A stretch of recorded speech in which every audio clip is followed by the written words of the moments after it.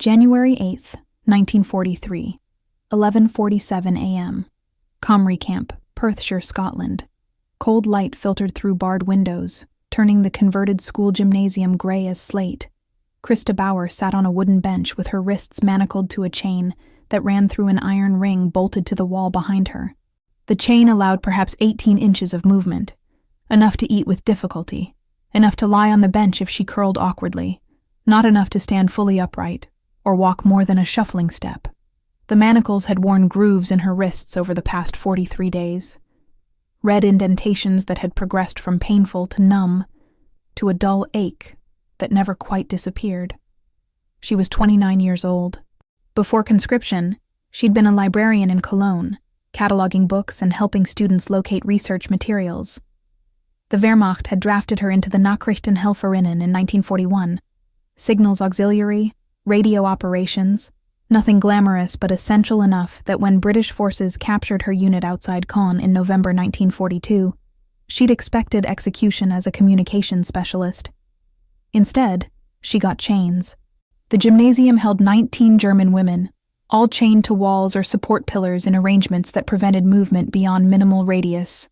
The sound of metal against metal was constant, chains rattling when someone shifted position, manacles scraping against iron rings, the soft clink, clink, clink that had become the percussion of daily existence. The smell was worse than the sound.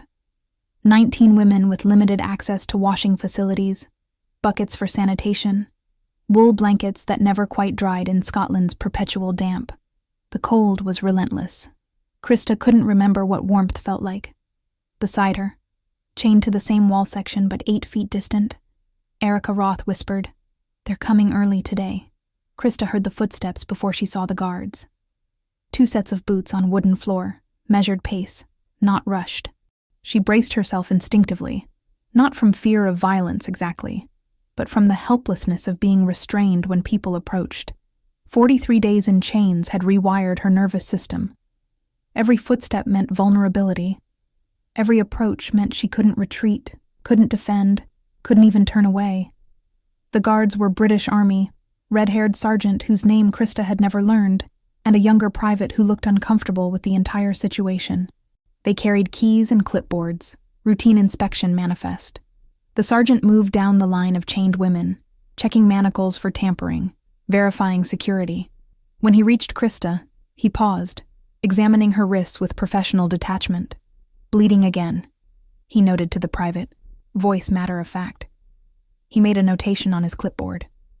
"Medical tomorrow. No exceptions." Then they moved on.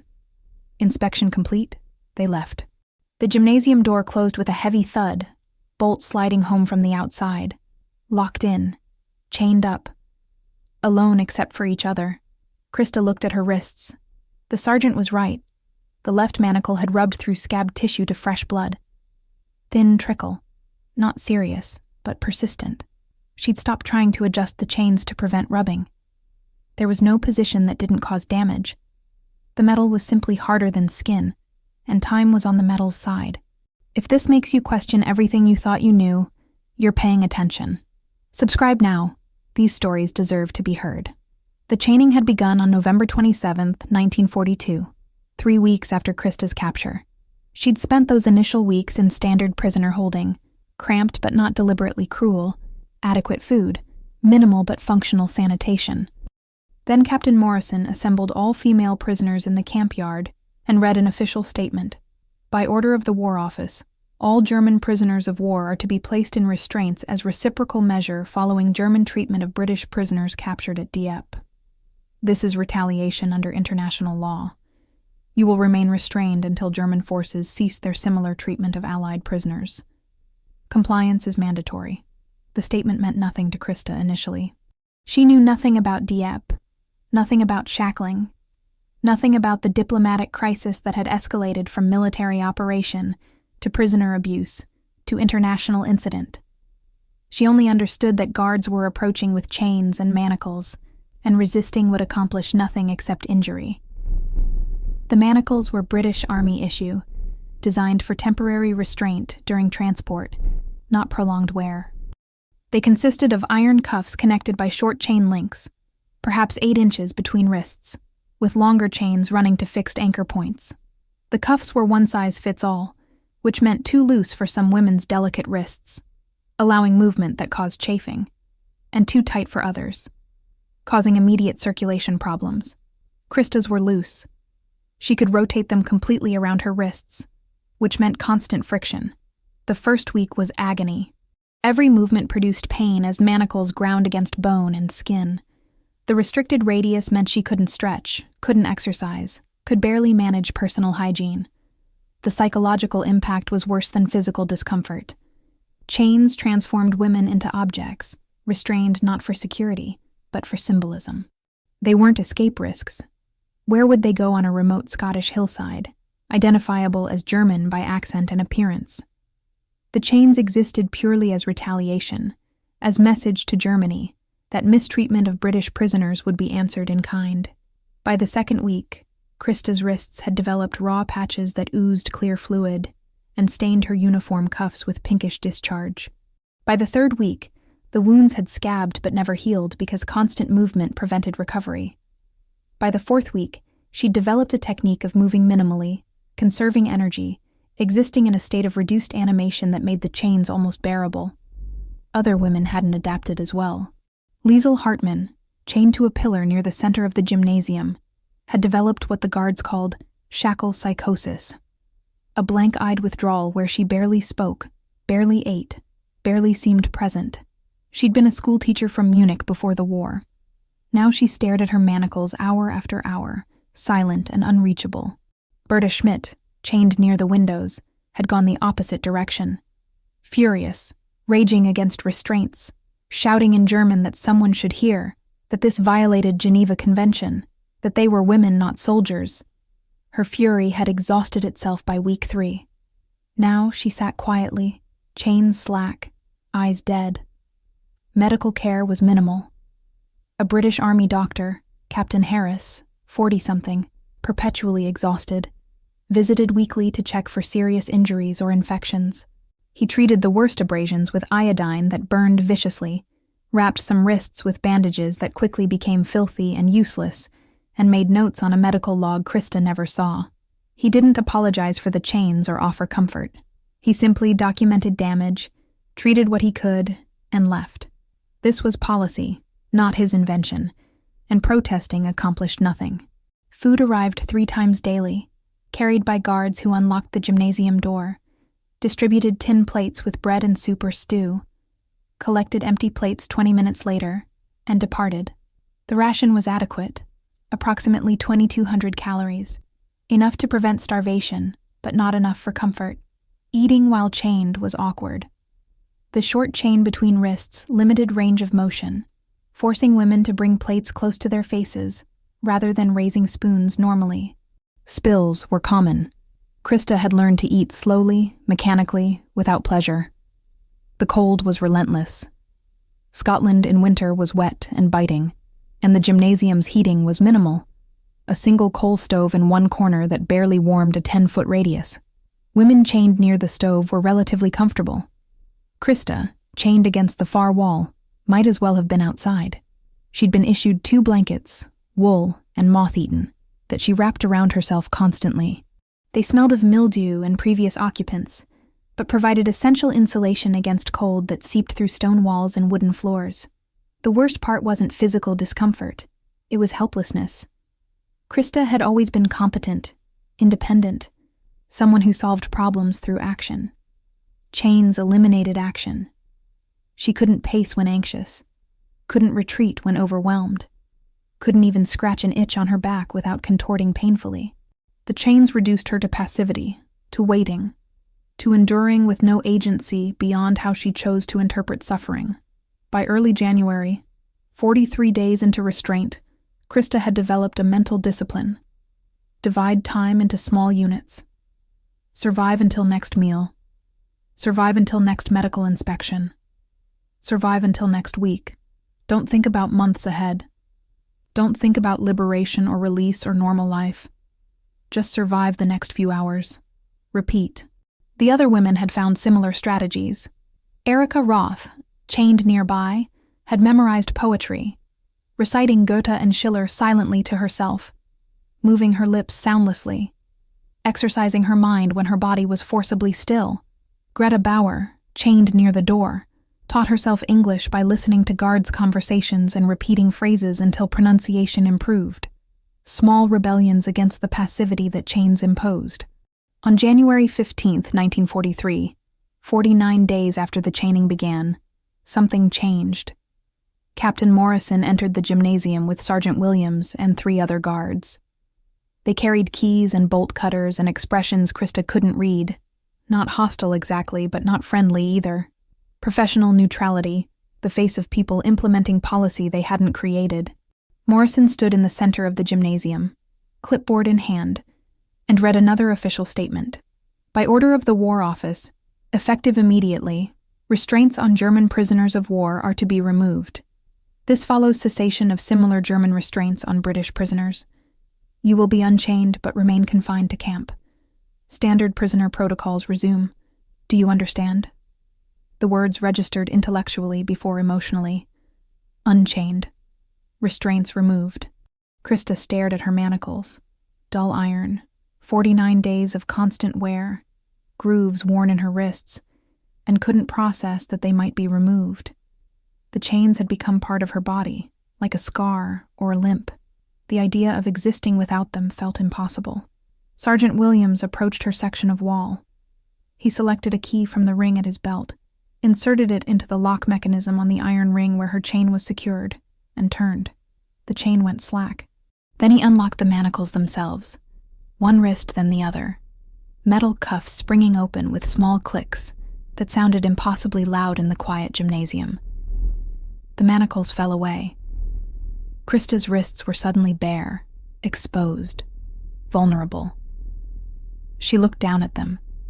Red grooves, scabbed wounds, bruises in various stages of healing. Her hands were pale, almost translucent, with veins visible beneath skin that looked paper-thin. She flexed her fingers experimentally. Full range of motion. No resistance, no chain connecting wrists, no weight pulling her back toward the wall. She tried to stand and nearly fell. 49 days chained in limited radius had weakened her legs. Muscles had atrophied from disuse. Balance was wrong. She'd adapted to restricted movement, and full mobility now felt excessive, disorienting. Williams caught her elbow, steadying her. His grip was firm but not rough. "Easy," he said. "Take your time. You've been chained a long time. Movement will take adjustment." Around the gymnasium, other women were being unchained. Some wept when manacles came off. Others stared at bare wrists in shock. Liesl Hartmann didn't move even after her chains were removed. She continued sitting against her pillar, arms crossed, rocking slightly. Berta Schmidt stood immediately, took 3 steps, and collapsed as her legs gave out. Guards helped her to a bench, let her sit, waited patiently for strength to return. Krista took a careful step forward. Then another. The sensation was overwhelming. Too much space, too much freedom, too much possibility. The gymnasium was only about 60 feet long and 40 feet wide, hardly spacious. But after 49 days confined to 18-inch radius, it might as well have been infinite. She walked slowly toward the center of the room, feeling muscles stretch and protest, balance recalibrating with each step. At the room's center, she stopped. She could turn in a complete circle. She did, slowly, arms out for balance. 360 degrees of rotation, no chain pulling her back, no anchor point limiting movement, just space. Actual space. The crying started then. Not hysterical sobbing, just steady tears that streamed down her face without her permission. She wiped them away with hands that still bore red grooves from manacles, feeling wetness on her fingertips, unable to stop the tears or wanting to. Captain Morrison cleared his throat. "You will remain in this gymnasium for tonight. Tomorrow you'll be transferred to standard prisoner housing. Medical examinations for everyone. Mandatory. Any questions?" No one had questions. Questions required cognitive capacity they'd exhausted. That night, 19 German women slept unchained for the first time in 49 days. Krista lay on her bench, the same bench where she'd been chained, and couldn't sleep. The absence of weight on her wrists felt wrong, unsettling. She kept reaching for chains that weren't there, expecting resistance that didn't come. Her body didn't know how to rest without restraints. Freedom felt dangerous. The following morning, guards escorted them to new quarters, a converted barracks with bunk beds, a coal stove that actually warmed the space, and windows that weren't barred. Room assignments were called out. Krista was placed in room 6 with 5 other women, including Erica and Greta. The room was small but clean, with actual mattresses on the bunks rather than bare wooden slats. What captured Krista's attention was the door. It had a handle. From the inside, she could open it. The door wasn't locked. A guard was posted in the hallway, but the door itself wasn't secured. The implications were staggering. They could exit their room freely, move within the building, access lavatories without requesting permission. Limited freedom, yes. Still imprisoned, yes. But freedom measured in the ability to open doors. Medical examinations occurred that afternoon. Dr. Harris, the same physician who'd treated them while chained, now examined unchained wrists with greater attention. Krista's wrists had swollen overnight, freed from constriction, red and angry-looking. Harris applied iodine, wrapped them in clean bandages, prescribed rest and gentle movement to restore circulation. "The wounds will heal," he said, voice neutral. "May take several weeks. Avoid heavy work. Report immediately if you see signs of infection. Increased redness, pus, fever. Understand?" Krista nodded. Harris made notes in her medical file and moved to the next woman. Professional, efficient. No acknowledgement of the cruelty that had created these injuries. Just documentation and treatment. Over the following days, Krista learned the structure of unchained captivity. Wake at 06:30. Morning roll call at 07:00 in the yard. She could walk there under her own power. No guards holding her arms. Breakfast at 07:30 in a proper mess hall with tables and benches. Work assignments from 09:00 to 12:00, then again from 13:30 to 17:00. The work was fair. Laundry, kitchen assistance, maintenance tasks, nothing punitive. But what Krista noticed most was mobility. She could walk. Not just shuffle between fixed points, but actually walk. Down corridors, across courtyards, to lavatories whenever needed. The luxury of movement after 49 days of chains was intoxicating and terrifying in equal measure. On her 3rd day unchained, Sergeant Williams approached during a work break. He handed Krista a pair of boots, worn but sturdy military surplus, better than the thin-soled shoes she'd been wearing. "Medical said you need better footwear. These should fit. Try them." Krista took the boots, feeling leather that was scuffed and creased but intact. She sat on a bench and unlaced her inadequate shoes. The boots slid on easily, slightly large, but wool socks would compensate. She stood, feeling the difference immediately. Better support, better insulation, better grip on wet surfaces. "Walk around," Williams instructed. "Make sure they fit properly." Krista walked. 10 steps, 20 steps, 30 steps, without restriction except the boundaries of the room. The boots made soft sounds on wooden floor. Thud, thud, thud, rhythm of her own footsteps, agency made audible. She turned, walked back, circled the room twice. The boots were comfortable. The boots were freedom. "They fit," she told Williams. He nodded. "Good. You'll need them. Colonel Shepard has authorized expanded privileges for prisoners who've been dechained. You'll be permitted to walk the camp perimeter during evening hours, supervised initially. Weather permitting." Krista stared at him. Walk the camp perimeter. Outside, in fresh air, with boots on her feet and no chains on her wrists.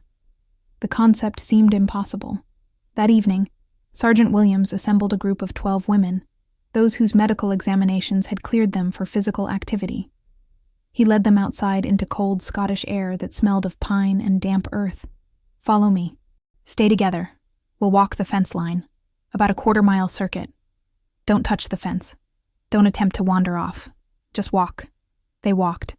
Krista's boots crunched on gravel path that ran inside the fence line. Cold air burned her lungs. Good burn, Clean burn, after months of breathing stale indoor air. Her legs ached from unaccustomed exercise, but the ache was purposeful. She was moving under her own power, choosing each step, feeling ground beneath boots that were hers now. The fence was 12 feet of chain link topped with barbed wire, clearly marking the boundary between prisoners and freedom. But Krista wasn't looking at the fence. She was looking at hills beyond.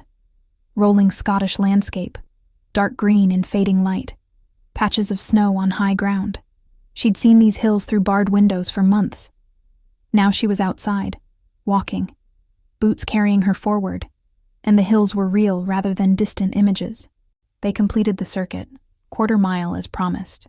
Williams brought them back to the barracks, made notation on his clipboard, dismissed them to evening activities. Krista climbed the stairs to room 6, sat on her bunk, and unlaced her boots carefully.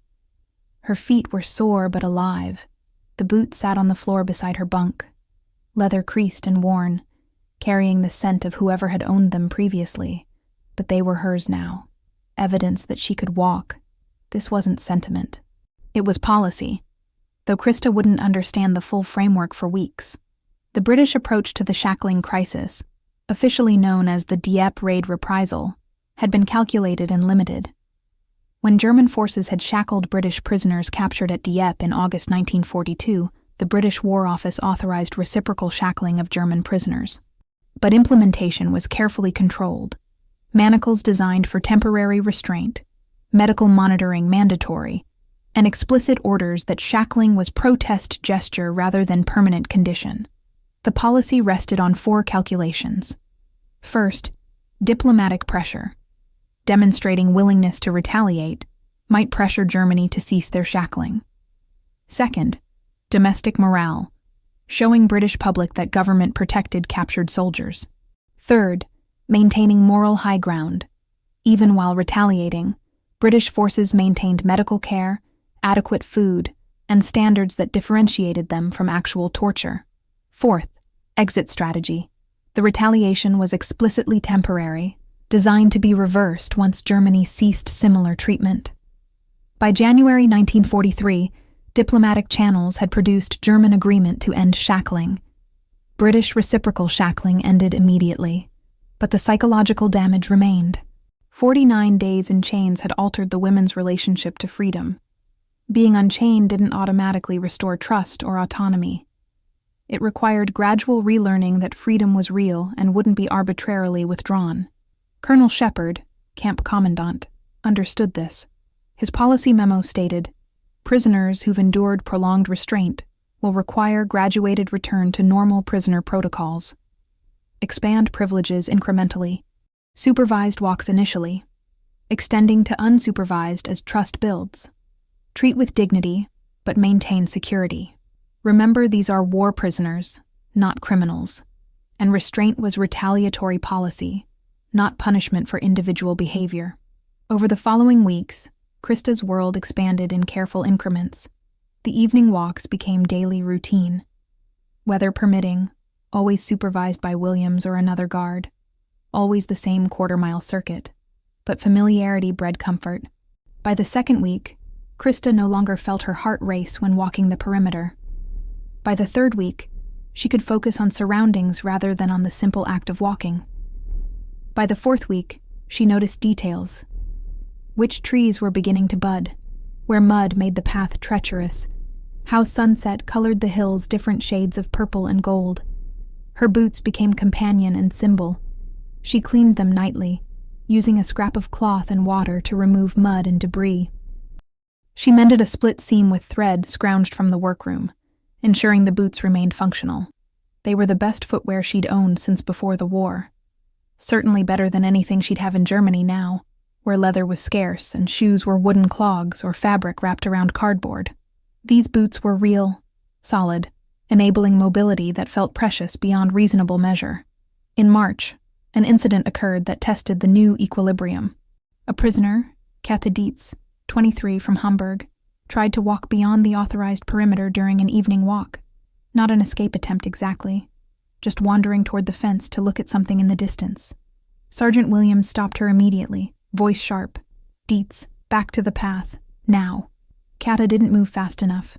William stepped closer, hand on her arm, guiding her back. Kata panicked, flinched away, stumbled, fell.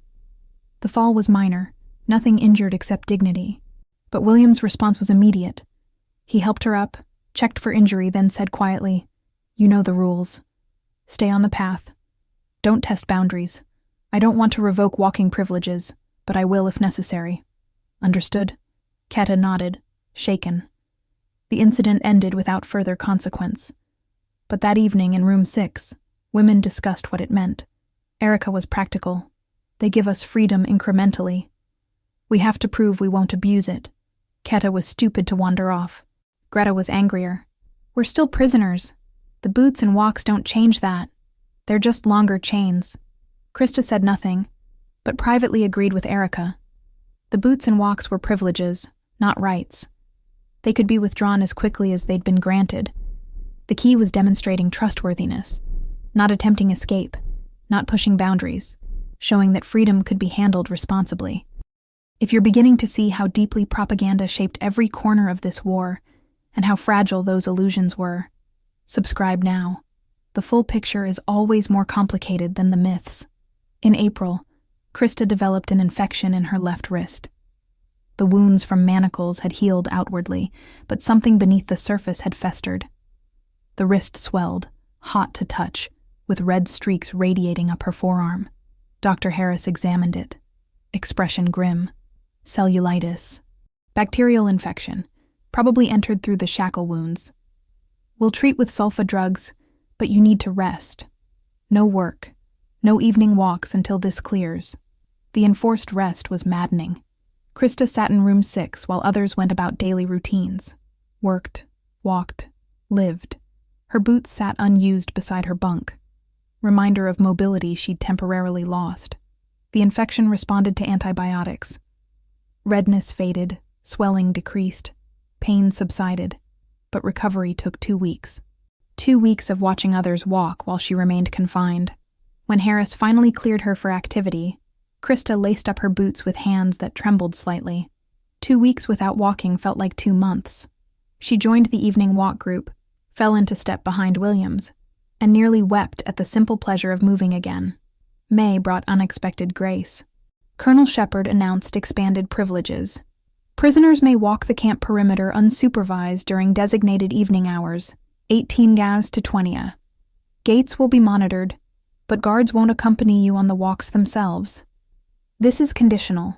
Any violation results in immediate return to supervised protocols. Do not abuse this trust. Unsupervised. The word felt dangerous and liberating in equal measure.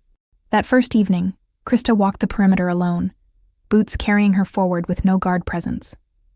She could have stopped whenever she wanted, could have walked at any pace, could have turned around mid-circuit without permission. The freedom was so overwhelming she almost turned back, almost requested a guard for the psychological security of oversight.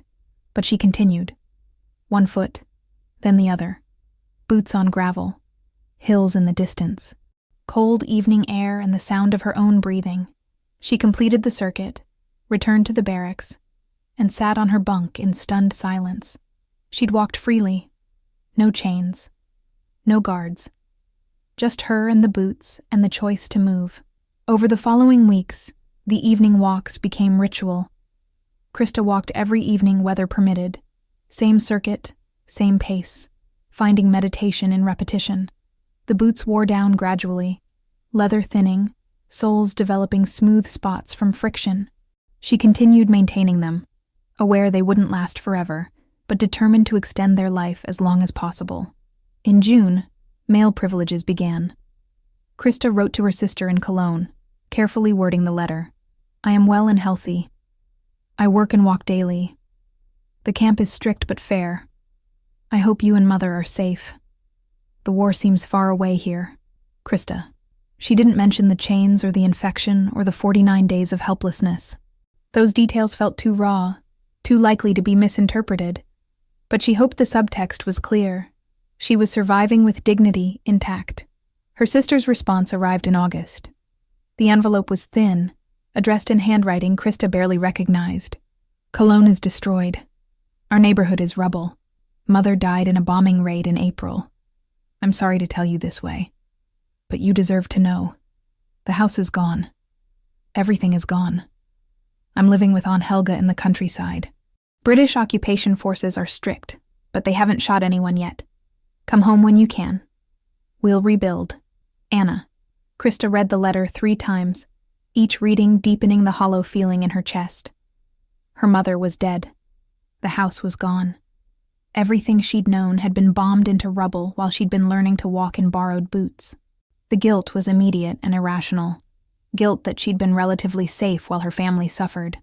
Guilt that she'd found strange peace in routine while her mother died. That evening, she walked the perimeter alone, boots heavy on her feet, letter folded in her pocket. The hills were purple with heather, beautiful and indifferent. Her mother was dead. Cologne was rubble. And she was walking in Scotland, unchained and aimless, trying to process loss that felt both immediate and impossibly distant. Sergeant Williams found her on her 3rd circuit. "Heard you got bad news," he said, voice unusually gentle. "I'm sorry." Krista nodded, not trusting herself to speak. Williams walked beside her for a few minutes, matching her pace. Then, "Loss is complicated in war. You survived. That's not betrayal. Your mother would want you to survive. You didn't know my mother." "No. But I know mothers. They want their children alive." The simple logic was undeniable but insufficient. Krista continued walking, boots carrying her forward because stopping required decision she couldn't make. Williams walked with her until she completed the circuit, then left her at the barracks entrance without further comment. By autumn 1943, the camp had settled into patterns that felt almost normal. Work continued, walks continued, life continued in the strange limbo of imprisonment that wasn't quite cruel and freedom that wasn't quite real. Krista's boots had worn through completely, soles separated from leather, held together by improvised stitching and stubbornness. She continued wearing them because replacing them meant acknowledging their obsolescence. In October, Colonel Shepard addressed the assembled prisoners. Repatriation schedules are being arranged for early 1944. You'll be returned to Germany in groups, processed through Red Cross protocols. Start preparing yourselves for transition back to civilian life. Any questions? Krista had many questions, but none she could articulate. Return to Germany meant facing destroyed Cologne, dead mother, sister living with relatives, future incomprehensible. Camp was contained, predictable, safe in ways Germany couldn't be. The boots had taught her to walk again. But walking toward what? In November, Erica asked the question aloud. "Are you going back? When repatriation happens?" Krista looked at her boots. Soul separated completely now, held on by prayer and string. "I don't have a choice. Family needs me. Family is dead or scattered. Germany is rubble. We could request to stay, work here, maybe immigrate eventually. The idea was tempting and impossible. Staying meant abandoning responsibility. Going home meant facing devastation. There was no good choice, only the choice that honor required. On her last evening at Camp Comrie, February 3, 1944, Krista walked the perimeter one final time. Her boots had disintegrated to the point where walking was painful. Cardboard inserts inside separated soles, toes exposed through split leather. But she completed the circuit anyway. Same pace, same rhythm, boots carrying her forward despite their terminal condition. Sergeant Williams met her at the barracks. He handed her a small package wrapped in brown paper. "New boots. For the journey. Yours aren't going to make it." Inside were boots. Not new, but serviceable. Broken in, comfortable looking, with soles that were intact and leather that wasn't split. Krista held them, feeling weight and solidity, trying to speak past the tightness in her throat. "Thank you," she managed finally. Williams shrugged. "You earned them. 14 months of good behavior. Daily walks. Never tested boundaries. Colonel wanted you to have decent footwear for going home." That night, Krista wrapped her old boots, destroyed, useless, precious, in the brown paper that had held the new ones. She tucked the package into her bag, unable to discard them despite their uselessness. The old boots had taught her to walk again after 49 days in chains. They deserved better than garbage. The journey home took 6 days, Transport to Edinburgh, train to London, ship across the Channel, train through shattered Germany toward Cologne. Krista wore her new boots, feeling leather that was solid and supportive, soles that gripped without slipping. But she kept the old boots in her bag, wrapped carefully, checking periodically to ensure they hadn't been lost. Cologne was worse than letters had described. The cathedral still stood, improbably intact amid devastation. Everything else was rubble. Her family's street was unrecognizable, entire blocks reduced to broken stone and twisted metal. She found her sister in a temporary shelter, living in 2 rooms with 40 other displaced persons. Anna was thinner, harder looking, aged beyond her 24 years. But she wept when Krista arrived, holding her sister with strength that seemed impossible from such frail arms. "You're alive.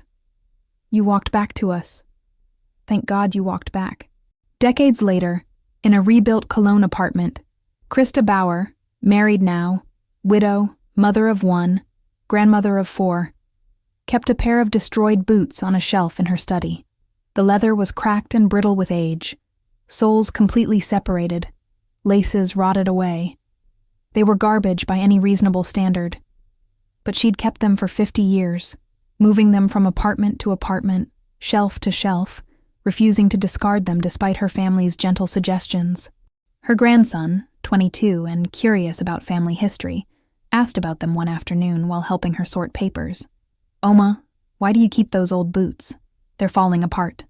Krista was organizing documents, years of accumulated paperwork. She set down a folder and picked up one of the boots, feeling leather that crumbled slightly under her fingers. "These are from Scotland, from when I was a prisoner.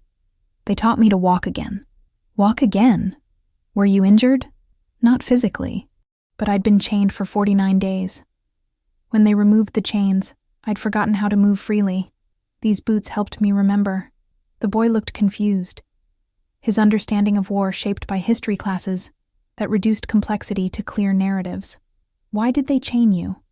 "I thought Britain followed Geneva Conventions." "They did, mostly.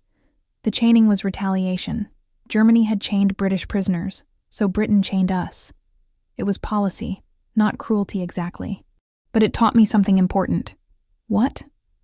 Krista set the boot back on the shelf, positioned precisely where morning light would catch the cracked leather. "That freedom isn't a state you achieve once and keep forever. It's something you practice daily. After 49 days in chains, simply being able to walk felt miraculous. But the real miracle was learning to trust that the freedom was real, that it wouldn't be withdrawn arbitrarily. These boots were part of that learning. Before you go, subscribe. Because history isn't just what happened. It's what we choose to remember and why. The boots remained on the shelf, destroyed but preserved, testimony to the long journey from chains to walking. Krista walked daily even in her 80s, around the block, to market, through parks, maintaining mobility she'd learned to value during those months of enforced stillness. Her gait was measured, deliberate.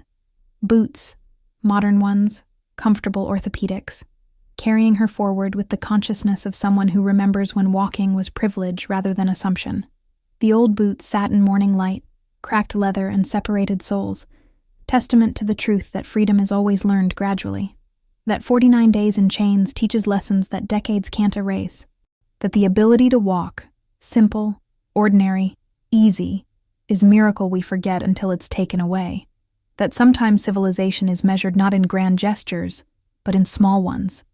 Removing chains when policy no longer requires them, providing boots when prisoners need to walk, allowing gradual expansion of freedom rather than maintaining cruelty past its purpose. The measure of a nation isn't found in its capacity for retaliation. Any nation can chain prisoners in response to provocation. It's found in knowing when to stop, when to remove the chains, when to provide boots, and trust that prisoners will walk the perimeter without attempting escape, because some forms of containment are built on dignity rather than wire, on earned trust rather than imposed control. Sometimes civilization is just that simple. Chains removed when purpose is served, boots given when walking resumes, freedom expanded incrementally as trust builds. The old boots testified to this truth, leather crumbling but memory intact, reminder that the ability to walk freely, even within boundaries, is always worth preserving.